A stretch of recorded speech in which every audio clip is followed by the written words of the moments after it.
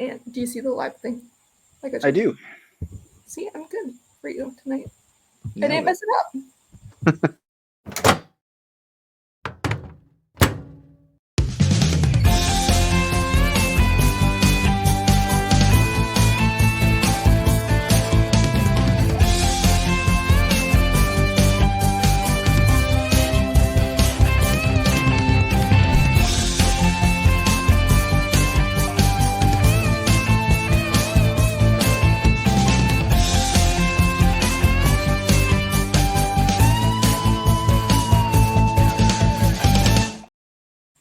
It always does this to me, I swear. Hi, you guys are watching the Mac and Cheese podcast. Today is a guest. Oh my gosh. Today's a member. Today's guest is a member of one of my new favorite article websites, and we DM'd each other in March. Yeah. From the start. Yeah, for sure. We can talk about that, how we kind of like met in a little bit. Yeah, and then sure. Their name is Nick, as it says. Yes. Volkitis, the last one. Yes, it's not the easiest last name to pronounce. I get it. Yes. Their Twitter will be on the bio, so if you want to follow them there, please do. We are now partnered with Podcast Boys Network. Please follow them there on Twitter or X. Their Twitter will be in the bio, where you can find anything, and I believe 10 other sports-related shows like football, wrestling, you name it. That's all for that one. So, do you want to mention to the guest who you are, or to the chat who you are? Sure. My name's Nick. I write for PackersTalk.com. I usually have a weekly article out on Fridays. I'm also a musician and a lot of other side hobbies and just a general Packer fan weirdo overall. Do you want to talk about your most famous article, I'm assuming? Oh, I'm learning about you. So the Tom Grossi article. I guess. I mean, there's the lead up to that article situation is a little bit odd. So I mean, I guess it would behoove me to just kind of give you like a background as to how I got connected with Packers Talk first. Yeah.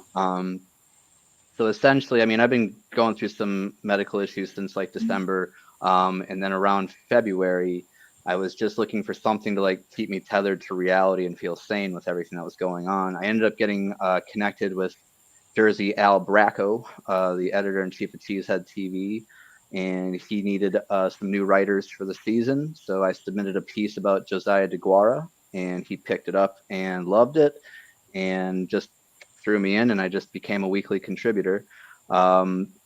That first week, I did an article about Budda Baker joining at safety because I was super into it, and I was putting that out into the universe. I'm going to be just fine with Xavier McKinney and Javon Bullard, but that article got some traction.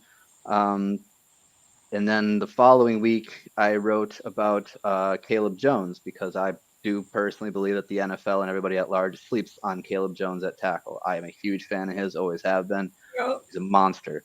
So I did just like a regular bio piece about Caleb, just where he comes up, etc.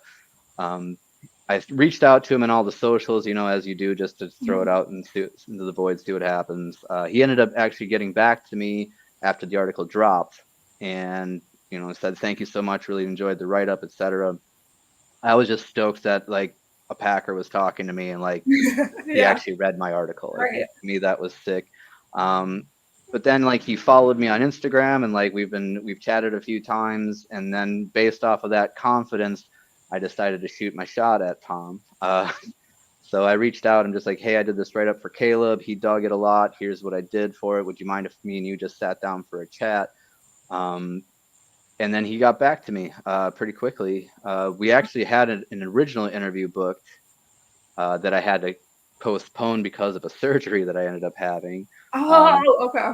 So that ended up going for like a month. Mm-hmm. And then when I finally connected with him again, like me and him had talked about whether or not I wanted to do like just some written questions for him to respond back to just for the article, or if we were going to chat. Obviously, I wanted to chat with him. I mean, I was huge Tom Grossi fan for a while. I mean, I told him, and I said in my article too, like I found him during COVID, during lockdown, and like it it was a good like anchor of like feel good warmy, you know, when I was watching his podcast. So I guess like yeah, I mean, if you have a chance, check it, PackersTalk.com. Go ahead, check out Packers Fan of the Year, Tom Grassi, the article. But sweet little plug. I'll link it in the bio. So Right on. But yes, I mean, he's super generous as a human being in general. Just like I said in my article, it took all of like 30 seconds before my crazy nerd nerves melted away, and it was just a dude. Like, it's just a dude that's talking about a team that he thinks is rad, and we had a lot of stuff in common. That's amazing. So we released the article. I've chatted with him a few more times. I was going to do a follow-up piece with the Packers about mental health awareness for this month, but that got kiboshed by the top brass. I'm trying to figure out a new angle. But Tom was down to do some piece about that. I think that if he ever makes it out on the West Coast or I'm East, like me and him talked about linking up and chatting. We even talked about maybe doing like an online D&D one-off campaign or something. But super sick. I don't know if you can see chat. We have a couple fans. Like I told you, I can put them on screen. It's Justin, the one I was telling you about. Yeah. He's in like 30 minutes away from me. He says, "Go Pack, go! Go Pack, go!" Justin. What's up, Justin? We have a Bears fan. I told him he's General Packers fan weirdo. Yeah, that's fitting. LOL. Totally kidding. Hashtag bear down. All right. It's only weird if you make it weird. We're good. And then Justin has a great question. Were you nervous at first when interviewing Tom? I know you kind of told me. Oh, absolutely. I mean, I was saying in the article, like I was crapping my pants, like literally squeezing a stress ball, waiting for him to jump in. And then I looked down at my notes one more time to try and kill it on the intro with him. And I just, hey, Nick. And I look up and there's the Packcast desk sitting in front of me with him sitting behind it. Oh my God, that's so cool. I think that's the most part that I'm excited for. So, yeah. To see but that. It's like my tactic to try to break through my own nervousness of that was just to like say something so outrageous right out of the gate to him to get us laughing and get the ice broken. So like, if you're gonna speak with him, I might just approach him like a dude. Like, so when he got on the line, like, and I don't know like about your cussing rules on this channel, if that's okay or not. We like try to keep it limited. Okay. As much as possible. So you can do a little bit. I was talking to him and basically, like I said, how's it going? He said, not bad. We did the whole, can you hear me? I got you deal. And then I said, hey, look, man, you're so effing famous and I'm such a big effing fan that I don't have to sit here running through your origin story. I get it. You're a teacher. Right. You quit. You write about the Packers. Let's move on. And he's laughing his ass off at that point. I'm like, all right, cool, got him. And then like we brought it down a level and we just started talking about it. But yeah, it was definitely like 30 seconds of nervousness followed by like, oh, it's just a dude. Like, it's just a guy that talks about the Packers. So I actually just tagged him in because we're live on Twitter. I actually just tagged him in the live on Twitter. Oh, right on. To hopefully see him. Okay. Peter, stop. Peter's a Bears fan, like I told you. Good. Okay, good question from a fellow musician of sorts for him. In songwriting specifically, any tips or guidance? Sure. So I guess it depends on what kind of tip you're looking for. Like if it's you have writer's block or if you're just trying to get started, etc. Honestly, with music, and I can dive deeper into that here in shortly, but essentially getting started with it, don't put so much pressure on it to write an amazing thing, and don't put too much emphasis on it has to be this, or I need to come up with a sweet chorus. Okay. Just try to remember that you're having fun. Like you play music because it's fun. And the more you just let it flow naturally, the easier it'll come, guaranteed. Okay. So thank you to the 25 people that are watching. Hey, cheers, everybody. This would be like one of the most watched episodes. Oh, right on. So going back to your writing, who inspired you to write your articles? Yeah. So I mean, I think like most of us in the Packers community, I've been hooked on a lot of local beats and beat writers over the years, etc. And I was always one of those armchair pundits that would throw out my takes after games and call out refs for bad calls, etc. Okay. I didn't really ever think anything of it, right? Like, so as far as inspiring me to write, it was more like I love the Packers so much that like it's just being able to incorporate it into a day-to-day life for me is just something that I never thought was really going to happen. Inspiration as far as writing style is concerned, he's not like necessarily a journalist himself, but I really dig the because I do a lot of personal pieces. I do a lot of Okay. write-ups about people. Okay. Um, and I really dig Sean Evans from Hot Ones. I really like his style of research. I'm a very big research nerd with my interviewees. Yeah. So I'd say conversationally, he's probably my bigger influence. That's amazing. Justin has a question, but we're actually gonna like kind of get to that. Sure. We already answered number 2, kind of. What was it like to interview Fan of the Year, Tom Grassi? You kind of already mentioned that. Yeah, it was sick. I mean, it was awesome. Like, it definitely gave me a little bit more of a foot in the door with certain people. It kind of legitimized my writing, I think, with a couple people a little bit more. But in general, I mean, I don't want to just say that it's all Tom. It's like the Packer community in general is super welcoming. As long as you're just like honest and diligent, you can usually start meeting folks. That's yeah. What are you most excited about for the draft in coming to Lambeau in 2025? Some people want to know with it coming to Green Bay in 2025. Are you Oh excited? yeah. Are you going? Oh yeah. No, I'll be there, boots on the ground for sure. I'll actually be heading back to Wisco in September, and I'll be there for the season while I'm writing. Okay. Um, and then I plan to hang there until the draft. My ultimate goal and what I'm like hoping beyond hope is to try and score press credentials for the draft. Smart. Um, so fingers crossed. Other than that, I'm really looking forward to being in person and seeing buddies like people that I talked to, like Corey Banking, Aaron Nagler, and like the Chiefs Head TV crew. Like I'd like to kick it with them a little bit. But I really just want to see how Green Bay handles it, if I'm being honest. Like I grew up an hour south of Green Bay, so like Okay. I Okay. know how tiny it is, and I Yeah. know what they're up against. So I'm pretty intrigued by what they're gonna do Mhm. to handle the crowd. Yeah. Where do you think it's going to be at? Like, do you think it's going to be like close to it? Close to Oh Lambeau? yeah, oh yeah. I'm sure they'll hold it in the atrium and they'll do stuff in the Dodd Hudson Center.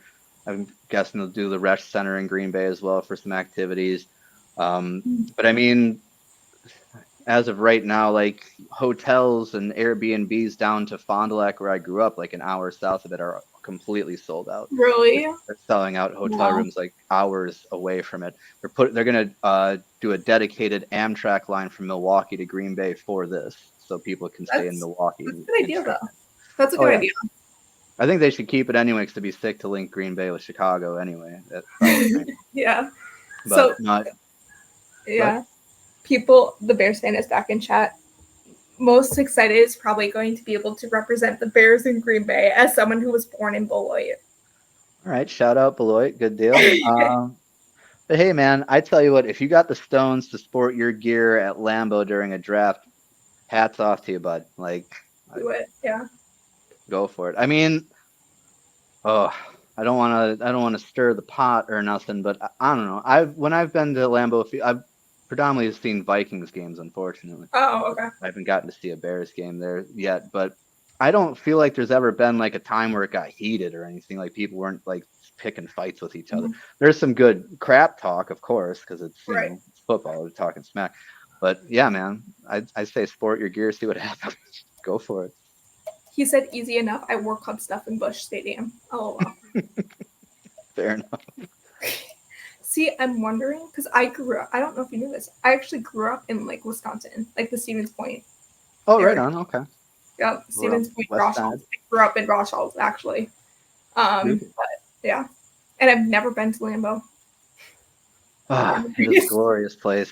It is a wonderful place. But Justin and I, like I told you, Justin and I might go up for the draft, or are hoping to go up for the draft next year. Sick.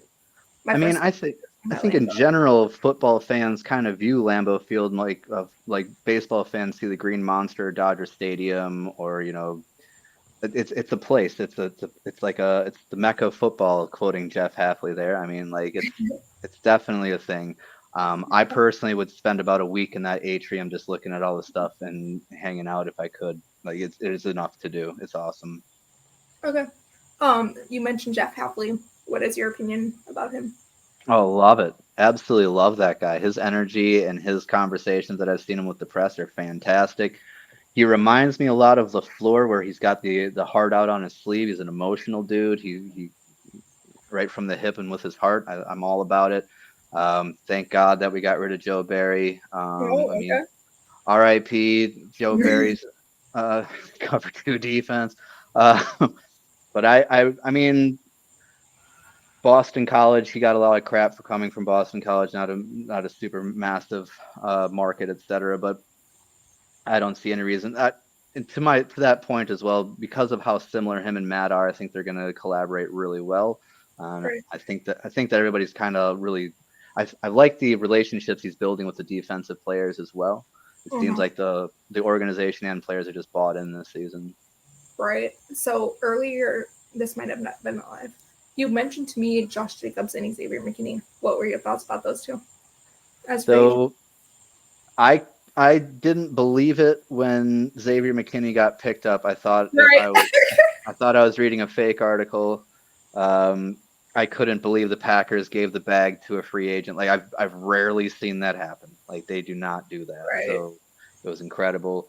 Josh Jacobs was amazing for 45 seconds until Aaron Jones got big Yeah. cut. Dang, dude. But to that point, I think that, and I've talked about this with Aaron Nagler and a couple people as well, where I think that Jones leaving has cast a shadow on Jacobs arriving. I don't think Mhm. Packer fans really understand what we just got. This guy is absolutely amazing. He's also got pass catching ability that hasn't really been talked about horribly Right. much. Um, but that's a 3 down back, man. I mean, that's awesome. Super stoked that Quadzilla came back through. Love AJ quite a bit. And I think Emmanuel Wilson is twitchy as hell. And our running back room is going to be competitive as balls during training camp, and I'm super stoked for it. Did you get to watch? This is a stupid question, maybe not. Did you get to watch any of the draft coverage in 2020? Well, yes, you were. Never mind. Were you be able to did you watch any of like the tailgating things from the draft in 2024? I'm just curious. Not the tailgating, I actually was in surgery the day one of the draft. Oh no! So it sucked. I had to hear about the tackle selection at one, which Were you not happy about it?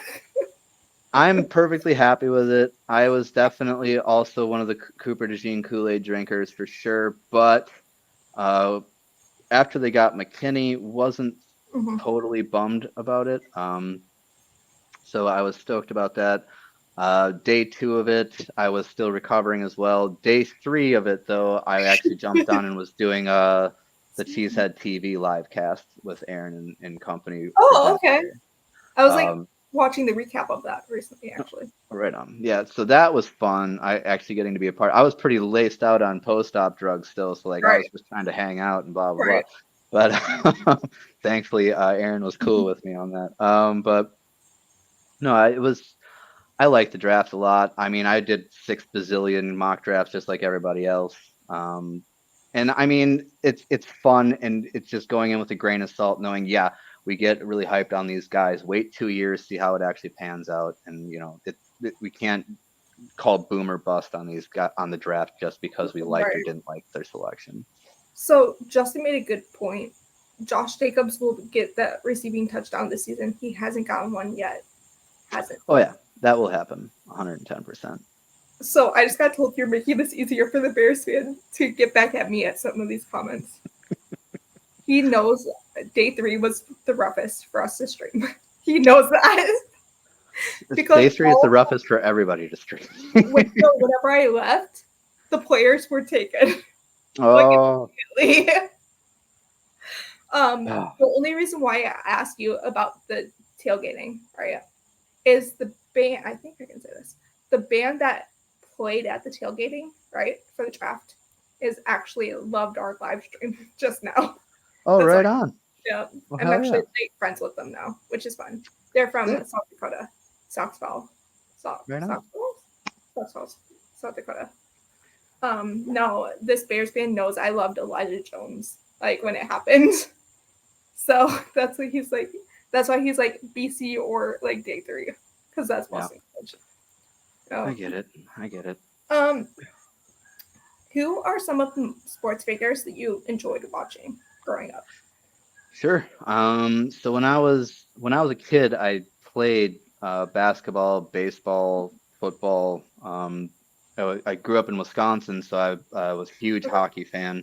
Um, I grew up on the Blackhawks. I got to go to the United Center to see them play against the Maple Leafs when I was a kid. It was awesome. I was a huge Chris Chelios fan for the Blackhawks when I was a kid.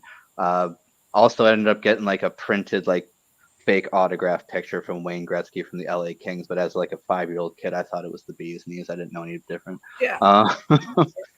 But then, I mean, I was getting into the Packers. I mean, you're born with a beer and a Packers jersey in your hand in Wisconsin, Yeah. but like Right. when I was actually getting into watching it above just like a kid is watching their dad watch it, I was the Favre era. I was Brett Favre at quarterback when I was a kid, so that's where I came up on it. Very lucky that I got to skip the 80s right into the championship era. But yeah, I would say even as a kid, that original Packer lineup that I loved was probably Reggie White and Robert Brooks were my two favorite Packers back in the day. So the Bears fan commented back again, saying, yeah. See, even we can agree on something. Oh, yeah.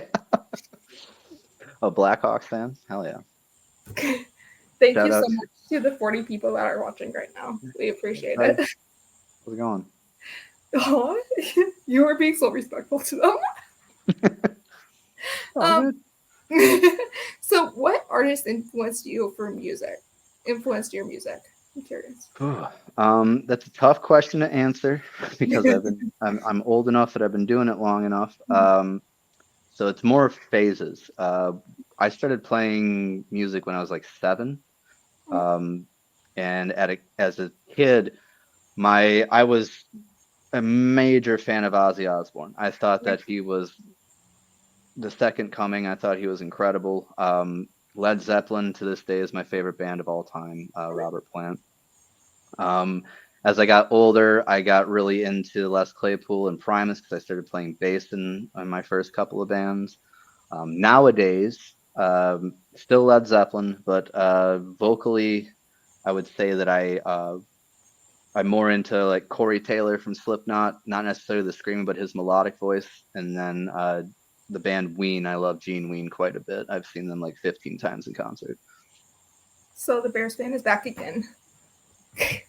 Also, Yes, I do love Reggie for sure. He was the first one I loved off the field as well as on it. Oh yeah, man. I mean, call back to a free agent that we don't usually grab. I mean, holy crap. That guy came in and just anchored the right side for us, man. I mean, I was a right side defensive end when I was in Pee Wee football, so to me I was wanted to be Reggie White. No, for sure, man. That's amazing.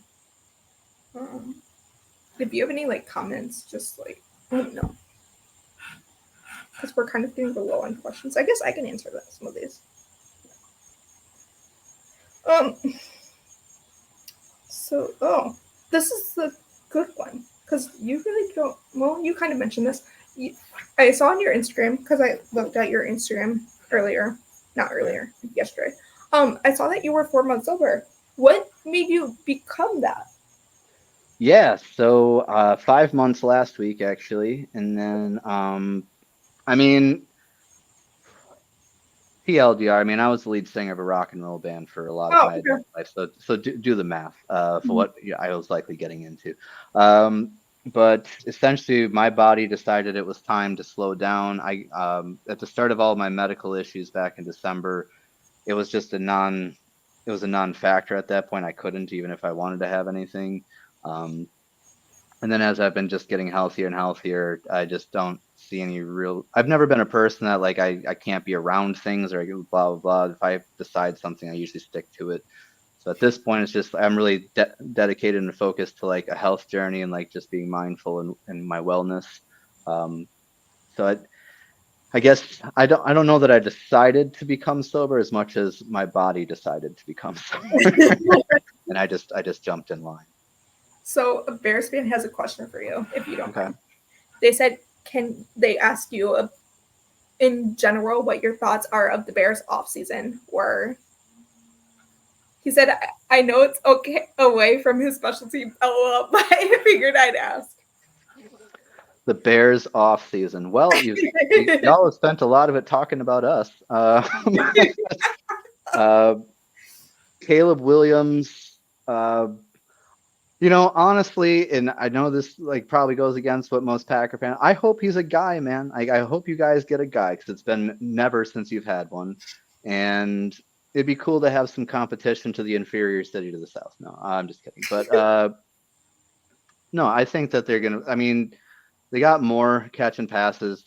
Caleb Williams is going to be an off-schedule thrower with a lot of leg ability. I mean, you're basically getting an upgraded version of Justin Fields with mobility and an arm on him. I think that they've done a decent job. I can't claim that I've done a huge deep dive onto all the transactions they've made in the offseason, but honestly, my focus has been heavier on San Francisco in the last couple of weeks and what they're doing. So, Peter is the Bears fan, like I told you. It Sure. says, and coming from someone who battled an addiction, well done, and keep up the great work. Likewise, man. Thank you. Appreciate it. So, you might agree with this comment from Justin. He said, new quarterback, same result. The Bears still suck. Yeah, I mean, that just seems to be the MO. I mean, modus operandi is to be not good in Chicago, unfortunately. But I know the NFC North just out of nowhere became a good division. I even said it in my article today for Packers Talk. Like somehow we landed in the timeline where the Lions are a threat. Don't know how the hell that happened. The Vikings. I mean, depending on what they say, I just saw that release that JJ McCarthy not looking too slick on his workouts right now, and you got Sam Darnold who's helped nobody. So I don't know what you're gonna do there. But no, I as somebody that grew up in Wisconsin, the Bears rivalry is awesome. It's real. It's a very palpable thing on Sundays. It does mean more for the victory a bit. So I'm stoked to have a good competition. If Caleb can be the guy, let's do it. I mean, Caleb v. Jordan. Let's see who bests it, right? Oh, Vikings are the new Lions. LOL. I mean, you're not wrong. Unfortunately for Minnesota. I mean, I'll put this out there. The two times that I've seen the Packers play the Vikings at Lambeau, they are undefeated. So maybe I'll just go to the game this year if I can. But I mean, I'll date myself a little bit here. One of the first games I went to was I saw Dave Rayner kick a last-second field goal for the Packers to beat the Vikings. It was the first year that Favre was going to retire. So we all got a towel that said "For the love of the game." But since I've been a kid, I mean, I don't mean to crap on any of you here, but since I was a kid, the Bears have basically been a joke outside of the sexy Rex Grossman season, etc., where they got into the chip discussion. But I've always thought that the Vikings were like our final boss, like in the division, etc. So to see that supplanted with Detroit, I love MCDC to death. I absolutely love Motor City Dan Campbell. I could listen to that guy give a press conference for like an hour, just hilarious. That Hard Knocks that he was on was just incredible. Just man, like every 5 seconds, all about it, man. This was kind of mentioned earlier. You mentioned kicker. What do you think about Anders Carlson? The kickers that we have. I think the fact that the fellow that we brought in sharing the same jersey number as him is not a good sign for Anders Carlson. Last season,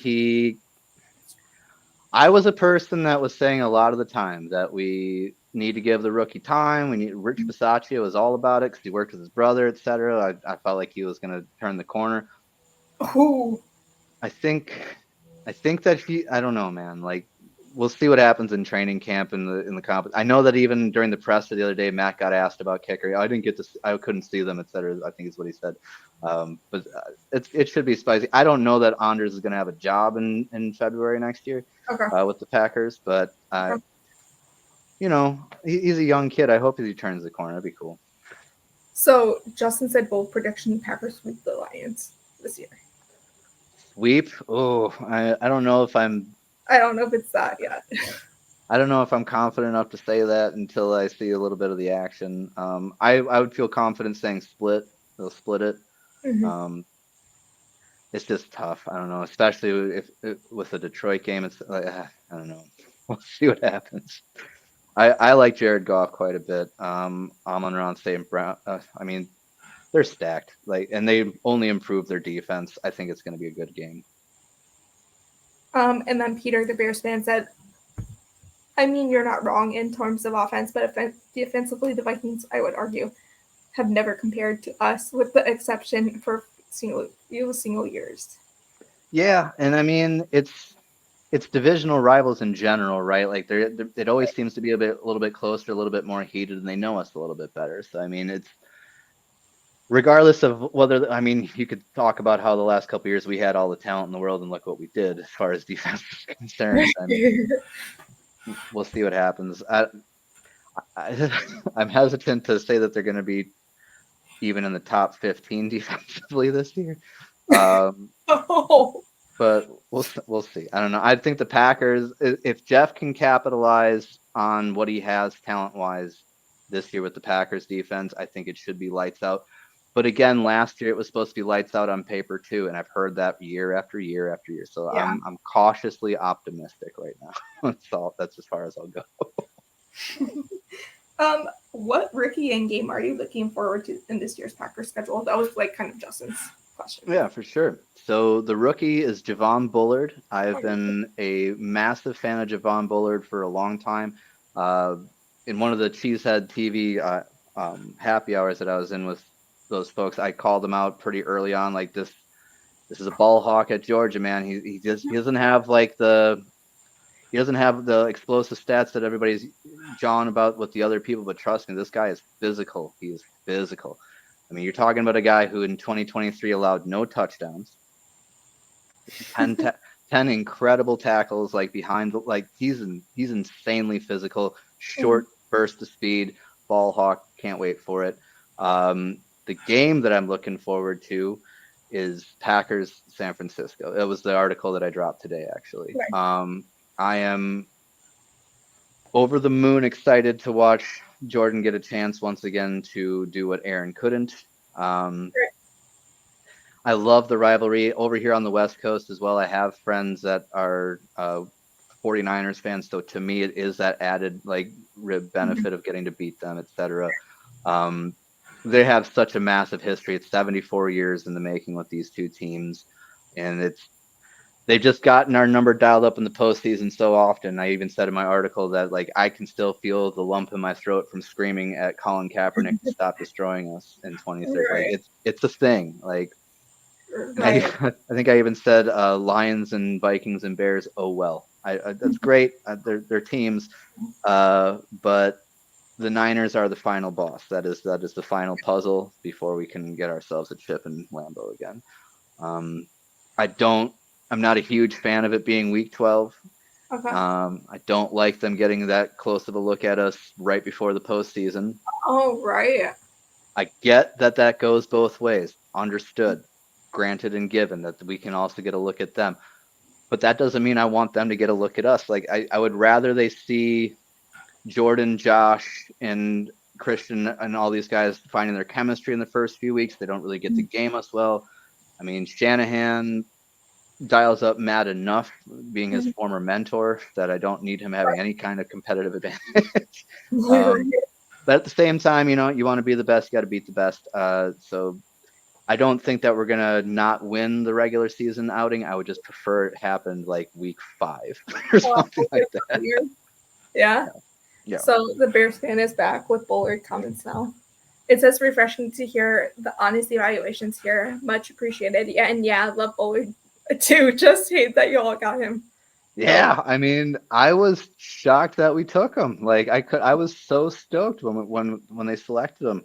I mean, Edgerrin Cooper, of course, was incredible, and Morgan, I think, is going to be a guy, but there was a lot of people that were not super high on Javon versus other prospects. So the fact that they saw the guy is just an animal. I promise y'all, he's gonna be physical as heck. So this one says Javon Bullard reminds him of Daniel Manning. In all honesty. Yeah, I can see that for sure. No, Go ahead. No, go ahead. I was just going to go on to a different. Oh yeah, for sure. Keaton Oladapo. What was your thoughts about him? Why did he drop so far?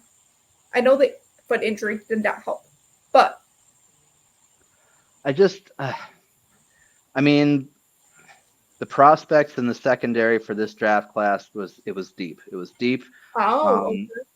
And then I think that Cooper DeJean just kind of took over the hearts and minds of Packer Nation and a lot of people in the national. I mean, if you watched the national pundits for like the last week, everybody and their mother had Cooper DeJean going to the Packers. And once you have Cooper DeJean, you're not so worried about the safety. On top of the fact that we pulled in Xavier, like I just don't think that a lot of conversation was happening around him. Oh, okay. And coincidentally as well, Aaron Nagler, who was pretty famously not somebody that will release his draft crushes because he knows what that means that they won't. Right. Was talking about it with us one day, and he was super, super high on him. And then when they picked him, like he was jacked up. Like it was rad. I think that it's going to be that secondary competition in training camp is going to be insane, and I'm super excited to see it. But I think in general, this draft class was incredible for offensive line and secondary. The linebackers that were in it as well, I'm glad that we got Edgerrin Cooper. I was honestly starting to accept that we might not draft a linebacker. Really interesting. Okay. Yeah, because I mean, we did a lot of depth signings in January. Somebody that I think that everybody should pay attention to in camp is Deslin Alexander, and I did a write up for him on PackersTalk.com. Okay.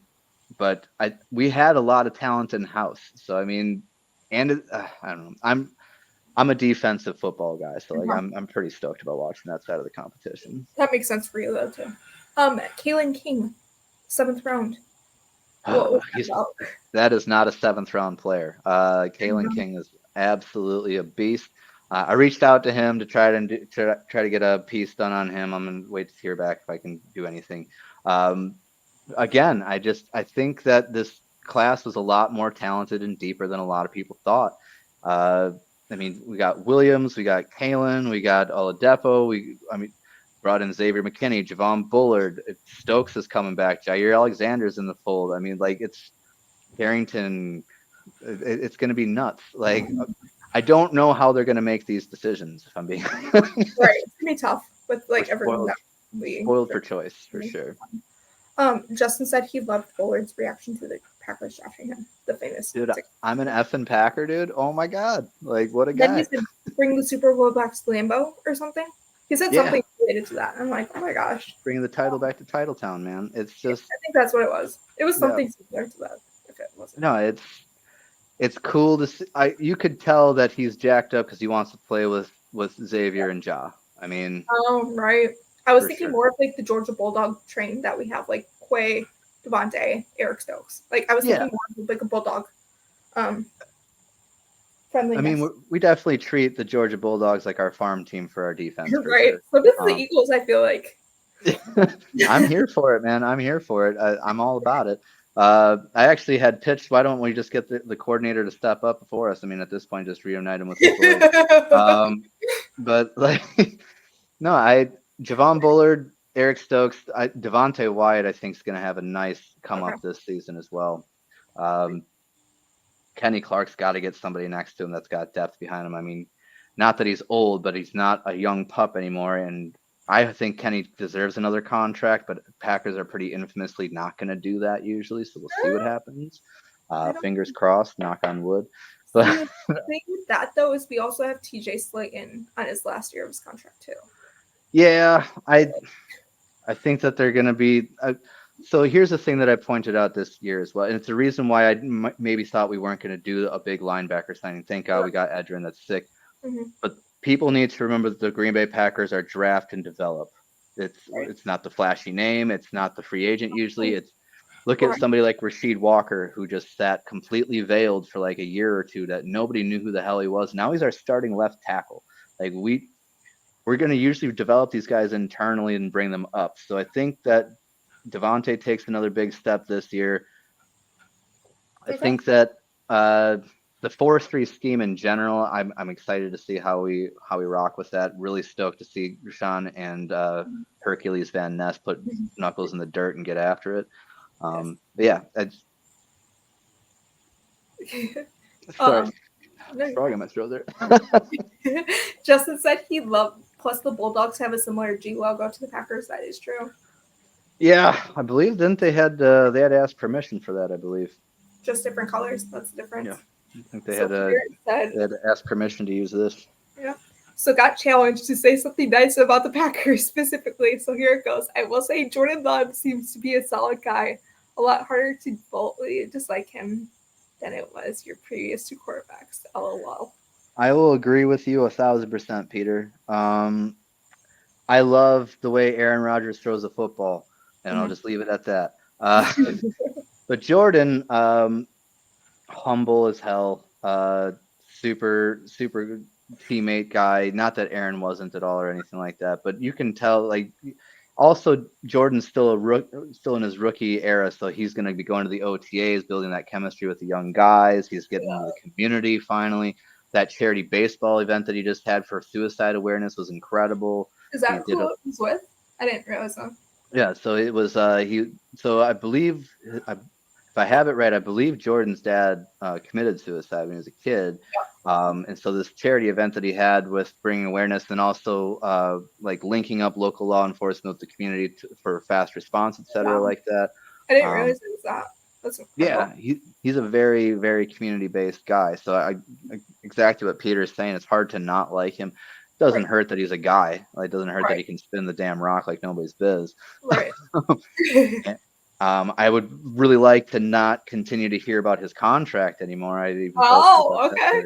Like, I just give me a break, y'all. Like, I get it. There's nothing to talk about. It's the offseason and everything. He's gonna sign. Like, there's gonna be a deal. Like, I heard him get asked in the OTA presser, like, are you gonna not step on the field if you don't? Come on, dude. Like, Mulugeta's gonna get him some cash.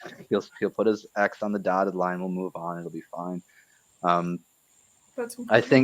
I think that it's the 4-3 defensive scheme switch, and there's more things of pertinence to talk about than whether or not Jordan Love's going to play on a new contract or not. Like, he's going to be here. He's our guy. When do you think it's going to get done, and how much? When is going to depend on whenever athletes first decides that the market's in their favor. I mean, Mulugeta is pretty infamous. Do you think it's going to be done after Tua and Dak and maybe Lawrence, or do you think it's going to wait? I mean, the ball's in his court, right? So why not wait it out? I mean, why wouldn't you just see what the fair market value is? Goff getting the bag that he got certainly didn't hurt anything. Right. I would imagine that Jordan's going to fall in the 50 a year range. I'd be surprised if it was too dissimilar to something like maybe a 4 to 5 year contract. Yeah. I could see it being like maybe 150 to 175 guaranteed. But we'll see. I mean, I think that Russ Ball has a pretty good penchant for crunching the numbers and churching it up a bit. So we'll just see how he goes with it. But yeah, I don't see any reason why he's going to rush it. Why would he? Even when he was asked at the press the other day, like those questions, he said, "I'm not worried about it. I'm not going to think about it. It's a contract. It'll get done." I love how he said that. Like, he's like confident, I think, is what's good. Justin said it should be done by training camp. Yeah, I can see that. Yeah, so, I mean, on his mind. Yeah. I don't think it's stressing Jordan out. Let's just put it that way. I don't think he cares. Yeah. He's gotten a good amount of, not that he doesn't deserve a crap ton more money, but it's not like he's been making pennies the last couple of years. You know what I'm saying? Like, he's a millionaire. So I mean, holding out for a good contract. He's already feeling good. He's the guy. He's the franchise face. I don't think he has any qualms or stress about it. Yeah, I see that. We have 4 more questions. Sure. And we've been live for 43 minutes. And thank you so much to the 50 people that are watching. Wow. There you go. This is like the second most watched live stream besides draft, like, of all time. Just look at that. If that says anything. I think it's because of you two, though. It's because, like, I told everyone, like, I was hinting at it very, very closely on Twitter. I don't know if you saw what I did. I did Oregon first, and then California, and then Idaho today. So I was like doing all West Coast times. Like, I appreciate it. No, it's awesome. I like talking ball, so whenever you guys want to do it, I'm game. Yeah, for sure.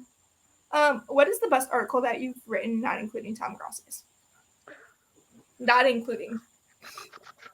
So that's tough because I've I'm real proud of him. Like, it's like when people ask me what my favorite song I've written is. I don't Yeah, know. It's like there's all right. my babies. There was one article that I wrote prior to the Xavier McKinney signing. Okay. Um, I think I was just proud of the graphic that I did. It was the safety bunch. Like I took the Brady bunch and I photoshopped in all the available free agents, and I did a deep dive on all the available free agent Okay. safeties at the Okay. time. Just because I like doing research on people, and the fact that I just like inherently had 8 people to like deep dive on and figure out their story was really rad. Today's article as well with the Packers 49ers rivalry was a lot of fun to dive into as well. Um, oh shoot. Who is a Packer player that you would want to interview? I know you previously said Caitlin King. I didn't know if it would be like anyone else. I Javante. would give anything to have a conversation with Jair Alexander. I would do Oh, okay. anything to talk to John Money. Yeah. I've sported my 23 jersey for 3 seasons now. He's my guy.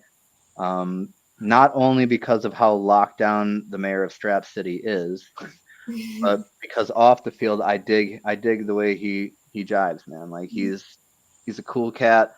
Uh, he's one of those guys that stays in Green Bay year round. He goes to Was Lambeau he? Field to meditate in the end zone off season by himself. I didn't. Um, I didn't know that. Okay. yeah, for sure. He'll just go on the unpainted field in the end zone, just throw on some headphones and do meditation in the off season. He hangs out. I personally am a big fan and have taken into meditation quite a bit, so I'd love to pick his brain on his mindfulness and his what he does to observe and practice. Um, I also played DB a bit in football when I was younger, so just getting to talk to somebody that's that elite would be amazing. Mhm. And he's hilarious. I mean, like I love the corny "Don't bring peanut butter to a jelly fight" joke from the Oh release my the other. god. Like the guy is hilarious. Right. Like it would be awesome. So you mentioned Eric Stokes. Do you think he's Yeah. going to take a next year step? Well, yeah. So here's the thing about Eric Stokes. And also like I Christian Watson into that too. yeah. So Eric Stokes, I had asked quite a few people, Nagler, Banky, some people, what their thoughts on. Mhm. Everybody's been pretty much relegated to the notion that we don't know, right? Like we don't Right. know Right. until we see him on the field.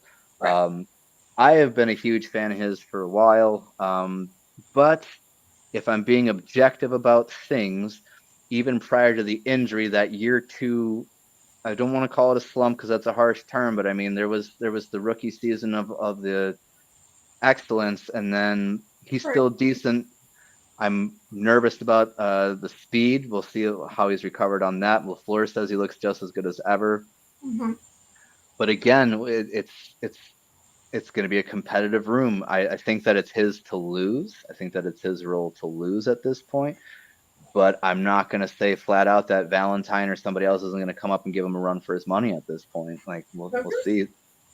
So do you think the fifth year option is going to have to like play in that? Because we declined the fifth. Packers declined the fifth year option for Eric Stokes. Is And I that think that's smart, right? Like until we can prove that he's still got it in him, why do we want to like lock into anything at this point? And I think that he likely knows that. Like it's going to be. I don't want to call it a prove it year, but it kind of is, right? Like he's been out, he's been injured. Hopefully, him and Watson down in Madison. I know that Christian had found out about the asymmetry weight carrying in his legs, and hopefully that turns around. We'll see if Eric as well. I mean, the dude's lightning fast. So I mean, if he can get back to full form, and we got him on the outside with Ja and rotate in Valentine, we got Nixon coming in up the slot. It's going to be incredible with the backups that we have as well. so? You mentioned Nixon that slot. Yeah. What are your opinions on the new kick rule change and bringing Nixon back for a 3 year deal? So bringing Nixon back was an absolute must. Okay. We can't get rid of the greatest kick returner in the league. I mean, that'd be crazy. But it's not. I mean, when we were going into the draft, and Goody had an interview where he had talked about like we think that Keyshawn's best football is in front of him. We're really excited about it. He's going to be the slot guy for them right now. Like until somebody proves Goody and company otherwise, I think that Keyshawn's going to turn some heads, and I don't want it lost how difficult that particular position is in the secondary in the slot. Like he was his first year playing in the slot, and how well he did even as a first year and a second year jump right now, where he gets a new scheme. I think he's going to ball out a little bit harder in that slot position than people think he would. I think that signing him that 3 year deal was a steal, and it was a smart move on our part for sure. So also the kickoff rule change. Do you think it's going to help, or what? The kickoff, I mean, it's their last bastion to keep the play in the game, right? Like they're doing everything they can to not get rid of it. Um, I'm excited to see what it looks like live. I've watched the XFL and the UFL with their version of it. I think that it gives us a big boon because there's a lot of separation for Keyshawn to grab a ball and make a move. But I do honestly think that you might see an uptick in the injury. So I think that the result might be counterintuitive to the reasons they're giving for implementing it. When you're essentially having a Braveheart situation between two sets of gladiators, we're going to see what happens. But it's also, I think it's going to be cool to see like the Wii fence, as we call it, and Versace draw up designed plays in that scheme. Like, okay, we're going to have this set of, maybe we can see some sort of form of the wedge block come back, since that's been 11 years since that's been. So I think that it brings a lot of new interesting facets, but I think it could have the opposite effect that they're going for. So what are your thoughts about the caps that they do now for offensive? Do you like the idea of like people call them the igloo caps? Oh, Like, the safety helmets. Yeah, safety helmets. What are your opinions on those for offense? Apparently, only. So I mean, it changes the game. I mean, you can't put that much weight on somebody's head and expect their turn radius and their reaction time to be the same. Right. So there's got to be a balance between making the games. Football is an inherently violent sport. Like, we understand what we're getting into here. So I appreciate the strides we're taking to give longevity to the athletes. But at a certain point, we got to kind of feel out if we're really assisting or being detrimental to the game progression. So I think that if and it is voluntary, isn't it? Like people can voluntarily wear it. I think it's for I think so. Yeah. So I mean, maybe a couple people. It'd be interesting too to see if like concussion prone people might opt into that, etc. Yeah. I don't think it's going to be a widely done thing, so I don't think that it'll be much of anything to look at.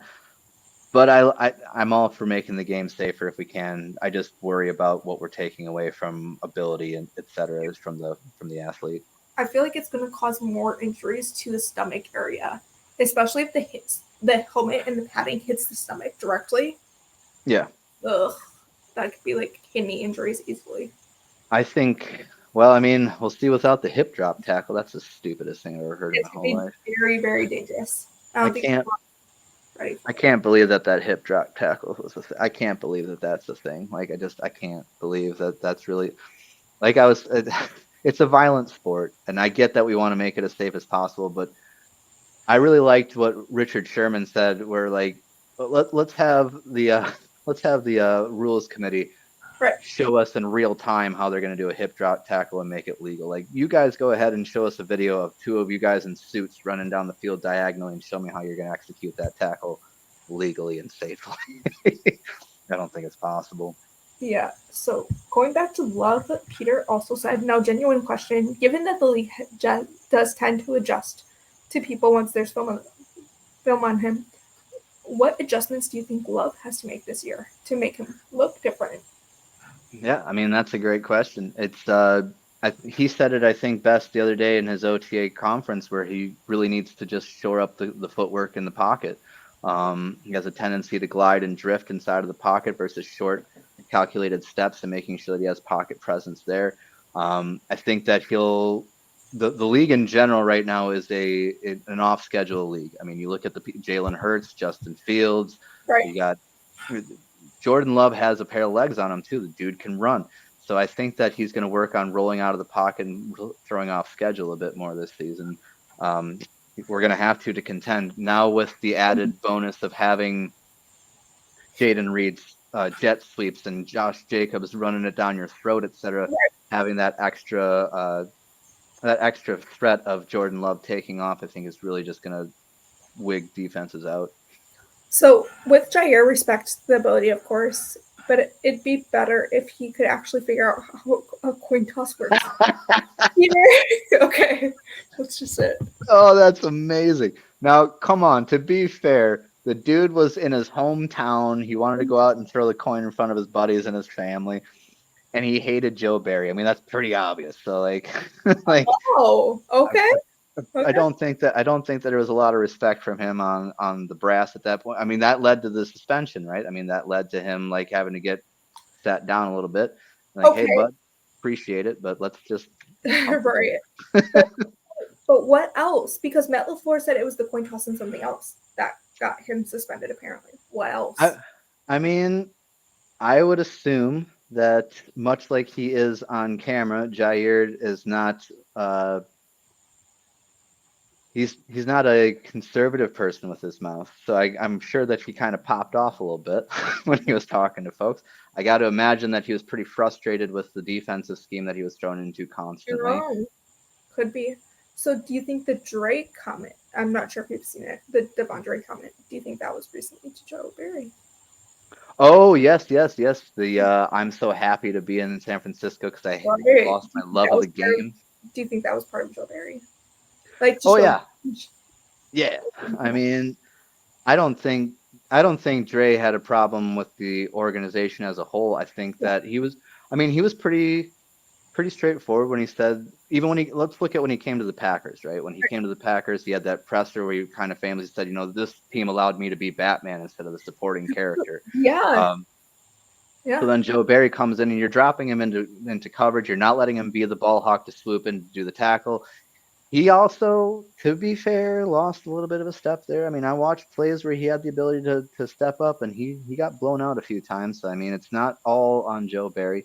But I think, that was definitely not a shot at Matt or anything else. It was just frustration in the scheme that he was stuck in. Yeah. So Peter was talking about the helmets again. He actually thinks that they're going to create more injuries, in all honesty, with the ridges. Yeah. And the ankles of the impact in general. Yeah. The ridges of those helmets. Yeah, that's true. Because it's like a turtle shell, is how I think of it. Yeah, for sure. Yeah. Teenage Mutant Ninja football player. So the last comment I have is, how did you become a Packers fan? I know you said you were from Wisconsin originally, but I didn't know that when I wrote this question. Yeah, for sure. No, I mean, and to be fair, like when I was a younger kid, and you grew up in Wisconsin, so you can speak to this. I mean, when you're growing up as a kid, that's just what the adults are doing while you're off playing with your cousins or your buddies, or like that. The parents are watching the Packer game, you're doing your thing. But getting into that championship season and seeing like greatness come back to it, and then I actually went to the return to Lambeau the year where we lost to the Broncos following the original Super Bowl. So after we lost and they came back for the return to Lambeau, I got to go and hear Ferguson talk and see these guys in person. And I was like, what, 8 years old, maybe 9 years old. But just seeing it in person, I think it just anchored it. Like, okay, because it's one thing to see it on TV and it's one thing to see these guys give interviews, but to see them in person and see how dedicated that fan base is, and just walking through doing the fake Lambeau leap in the Hall of Fame and trying to kick a field goal. It's just, the culture is incredible. I am very, very grateful that I ended up, just by the lottery of birth, ending up in the greatest franchise in football, for sure. So Peter has a great question for you, and then I have 2 more questions. Sure. Peter asks, what is your favorite Bears-Packers memory? Oh, that is a very good question. Favorite Packers-Bears memory. It's got to be, I mean, watching Jordan come out and throw 5 tuds last year. I mean, okay. But I mean, there's the Rodgers, I still own you. Right. I think low key, it's biased based off of a recent thing that I was a part of. I was in a Zoom meeting and I got to sit in and talk with David Bakhtiari. Oh, yep. Okay. And him talking about giving the finger to the Bears fans in the game kind of made me fall in love with the dude a bit. Like he's like, because he had actually told us he had actually asked for a print of that from the Packers organization. Like he wanted a personal photo of him giving the bird to the fans, and the Packers wouldn't do it because he's wearing their logo. They got to be family friendly. So like, even though he was going to keep it up for his personal storage, like they wouldn't let him do it. So like, but I think that encompasses like that's a Packer player right there. Like an offensive lineman talking smack to an organization's fan base is incredible. Yeah. I think that just needs to be talked about 1,000 more times. So, 2 more questions if you have time. I know we said an hour. Now I feel bad. All good. Peter says, "Sigh, yeah, I was trying to be nice here. Oh wow. Well, at least he was only using one finger this time. Full hand. Yeah. You brought up Lambeau Leap. What is your opinion of other teams doing it when it's not the Packers? Of what? Sorry. The Lambeau Leap. Oh. What's your opinion of other fan bases or other fan teams doing it besides the Packers? I think Leroy Butler would have something to say about it. No, I don't know that I have as much of a problem with the Lambeau Leap at other places, just because at this point, with how many organizations, it's athletes jumping to get hugged by their fan base at this point. It's kind. I mean, there's even Green Bay Packers that have kind of shied away from doing it. It's kind of not been the thing that it used to for a few years now, I think. But hearing Rundgren's "I don't want to work" in Cincinnati and stuff like that, that kind of grinds my gears a little bit. That's our song. Right. Rule the Jungle or Jungle Leap, whatever. I'm like, wait, what? Yeah, no. I mean, Packers. Good on you for emulating greatness. Appreciate you, but no, that's our stuff. So I guess, what is your opinion of other teams doing it at Lambeau, like in the South end zone, where Leroy Butler did it? No. Get out of here with that ish. No, there's a reason they get pushed back immediately. Just made a point. Should it be a taunting penalty every time when an opposing player does the Lambeau Leap? No, I don't think taunting should be a penalty. I'm here for it, man. Let them talk smack with each other. These are a bunch of kids in their young 20s, juiced up and full of adrenaline. They're gonna say some stuff and do some stuff, man. Just let it fly. I was gonna say, what if they don't say anything? Because the Rogers belt at Lambeau is considered taunting too. Yeah, it's just how like cushy and bubblegum do we need to make this? It's a violent sport of people beating the crap out of each other for 3 hours. Let's just let it be what it is. I don't think there should be any penalty for that whatsoever. I even like the jaw flapping back and forth between players after plays. Like, as somebody that was in competitive sports, that's a real thing and it's fun. And usually both teams are in on it. It's not like it's just like, oh my god, I can't believe that guy's. They're usually going back and forth. It's not like a thing.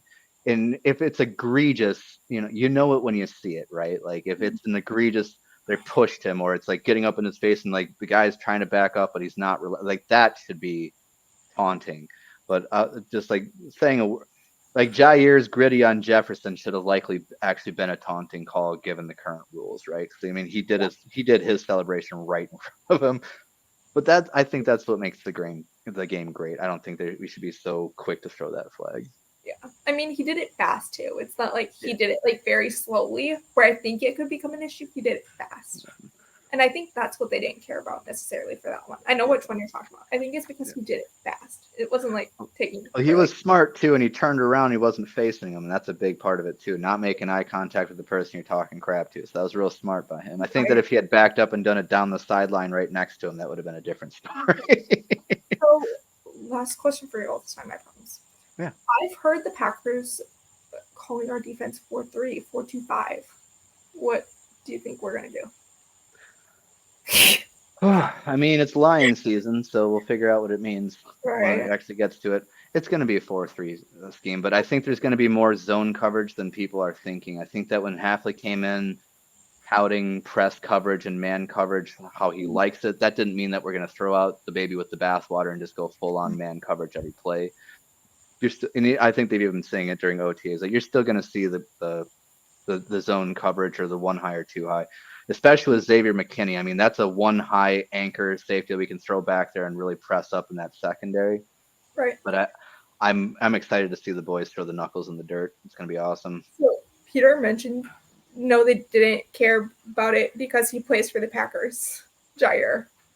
Are you saying that it's because we own the rest? Is that what we're saying? He literally told me that earlier today. That's cool. I have a lot of tears that I've shed and a lot of screams that I've let out, very much opposite of the fact, thinking that we were getting so I'd have to contend with you on that one, bud. Don't give him any opinion of what to say. You might regret that, my friend. That's all the questions that I have. Do you have any questions for me? Sure. Oh no. Cool. So the podcast that we're doing here, the Mac podcast, like, what would you say is like I write because I love the Packers, right? And we all do this because we love talking ball and we like the Packers. But for you, like, what is it that you love the most about content creation? Do you like the talking about the people? Do you like the research aspect? Like, what portion of it excites you the most? Yeah. For me, we're actually going to do more research in June. We just have like more information about the Packers right now because that's our major team. Mm-hmm. But I think it's the aspect of pulling fans from Twitter that people don't know necessarily about. And that's like kind of my main goal of doing this is like bringing like other fans like from other teams on and possibly Radio Row. One of our dreams, we actually just got asked this in like last meeting with the network crew, just Justin and I and them. Or no, it was one of them. They were like, what do we want to do with this episode or this podcast in general? I said Radio Row. Radio Row sports media is like my major thing. I mean, that's the dream, right? I mean, watching Tom hit Radio Row last year was awesome. That was an awesome moment. Right. I've asked Nagler about being there before, and I just get all giddy about even just the thought of it. So I'm right there with you. Peter, that's not true. He said she likes doing research on players just to watch them get taken after you all had a chance to. He's talking about Elijah Jones because we took Tyron Hopper before. I get it. I mean, Grassi, since we're chatting about him, I mean, like, him getting upset about Arnold getting snaked out of us from the Lions as well. I wasn't as upset as he was about that, but I mean, it's gamesmanship. I'm pretty sure Goody knew exactly who he was taking the second that he sat down. That's why he sat at those picks. He wasn't making moves, etc. And that's something that I had pointed out. I wrote an entire article about it, actually, about how he's just going to sit at 25 and take who he wants. I wouldn't expect much out of him. No, it was like the third round, too. Like the Tyron Hopper pick, we could have picked Elijah Jones, is what he's saying. Tyron Hopper, by the way, I don't know if you saw his one-on-one the other day. Do it. Just say it. So, like, listening, I liked they asked him, did you feel starstruck at all seeing Jordan or anybody else in the crew? Mm-hmm. And I think that he legitimately does not know that much about the Green Bay Packers. He's coming in very green, and I think that he's learning about all this like in real time. So I think he's going to be exciting to watch for that reason. Like, I think that he's going to really get to learn like firsthand what this culture is and what the Green Bay Packers mean while being a Green Bay Packer. And I think that's pretty rad. So you're thinking he's like learning it as like a new fan, kind of? Yeah. So, like, I mean, you can talk to what's the question usually when you hear a new rookie come in? What's it like to step out onto Lambeau Field? All this history behind it. Or what is it like to wear the G too? Yeah. I've heard that. Carry the G. Or like, have you ever heard about the Packers? Have you been to Lambeau? Like stuff like that. All the time. He legit just didn't seem to know much. Like, he just legit seemed like just a first day of school, figuring it all out for the first time. So I think he's actually going to come with a lot of, I think that'll lend to him having a lot of just like centered, not worrying about the moment being bigger than him. And I think that's going to play to his strength, honestly. Yeah. Like, where it's like, I feel like Elijah Jones would have been better because Jeff Heffley said he was one of the best cornerbacks in this draft. Yeah, I mean, and it's. I think Kalen King is going to be somebody that you're going to love about week 5 or 6 when we start going through depth and injuries start happening, etc. You did say week 4. Oh, thank God. Thank God. I've been getting told the week 4 is going to be Elijah Jones and Max Mountain getting picked off by us. That's how the game ends. Is an interception. Just saying. We'll see. We'll see how it happens. Any given Sunday, right? Do you have any more questions for me? Like anything about the podcast or anything? I don't know about questions as much as I just wanted to say I appreciate you having me on and chatting ball with me on a Friday night. I've watched a few guys' episodes. I dig what you got going on here. I'm down to chat with you in the future, and I had a lot of fun. Well, we can do final thoughts. You kind of just did it. Where can people find you? Final thoughts. Final thoughts. I'm sorry? Where can people find you as well? Where can people find me? In the Bermuda Triangle and in the Void. It's at N Roberts Music on Twitter, at the Weird Kids Music on Instagram. You can look up that crazy last name with the V that you see on the screen there. There's not a whole lot of people with it. Trust me, if you look it up, you're gonna find me. Yeah. So this might be a question, but can people find you on YouTube? That might be a silly question. Possibly. Like, I don't really do a lot of content on there, especially not like you can go there for my music content, but I mean, also if you want to check it out, I did drop an album last year with the project that I left, The Weird Kids. It's on Amazon, iTunes, Spotify, all the things, The Weird Kids. You're looking for a mutant lime green dog logo, so and you'll pick it out. Peter just put in the comments he followed you on Twitter. Word. Perfect. Also, we can save that question for next time. It was like, what is your next music career? What do you have coming up? Oh, yeah, sure. So I've been taking some time off of that. So like, I'll try to TLDR it for you here, but like, I was in a touring band for a while. So I was usually doing 2 to 3 West Coast tours a year. The last like run that we did, I don't know, did you see that the Area 51 They Can't Stop Us All meme on Facebook? Yes. So I headlined that festival night 1, and then I played it day 2 of that. And then we were doing like the Hard Rock in Seattle, and like I played on the Sunset Strip in LA and blah blah blah. And then we had this momentum going. COVID kind of sliced that all apart. The band has kind of fizzled out at this point. Okay. So I've been taking time back from it, honestly. I'm actually going to be doing just a random. My friends do a radio station here in Portland, Oregon, where I'm at, and I'm just going to show up and do like a few songs next week just to kind of get my toes wet again. That's amazing. So the next thing for me is probably I want to do a solo album by the end of the year, cut a new record there. But right now I'm just kind of having fun, falling back in love with my instrument. That's amazing. Okay, so I'll do that. Thank you so much for coming on. If you want, you can come back on anytime. Excellent. All right, I'd love it. Like DM me. I usually say DM, like email me, but no one emails us ever. So that's like why DM works the best, I feel like. Fair enough. Whatever. I appreciate it. Yeah, no problem. So I'm the founder of it. Justin's like new co-host, kind of, is how we do it. Gotcha. I just got told to do one-on-ones more, so that's why like you're one-on-one kind of. Yeah, for sure. I had Draft Utopia on before. I don't know if you know about him. He does like major draft coverage of like players that we should be on the lookout for. Oh, okay. Right on.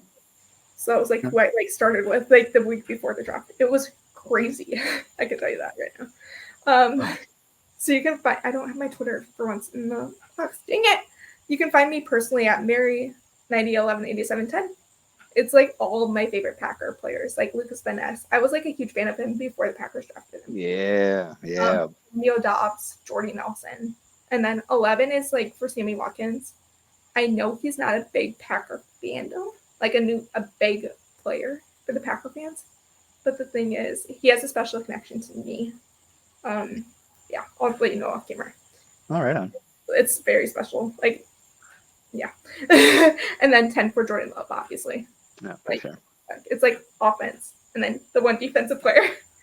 Right on. Fair enough. Oh, BJ Raji and Robert Books, question marks. LOL. Peter, I mean, yeah, there's a fantastic Green Bay Packers. Good job. For us, you can find us on YouTube at Mac Podcast 365, Twitter, X, whatever you call it, Mac Podcast 2023, and Facebook at Mac and Cheese Podcast. The podcast is like hidden by the Podcast Boys logo. Oh yeah, I see it. I'm not gonna ask the chat if they have any questions. Oh shoot, you did not. I almost didn't play our outro.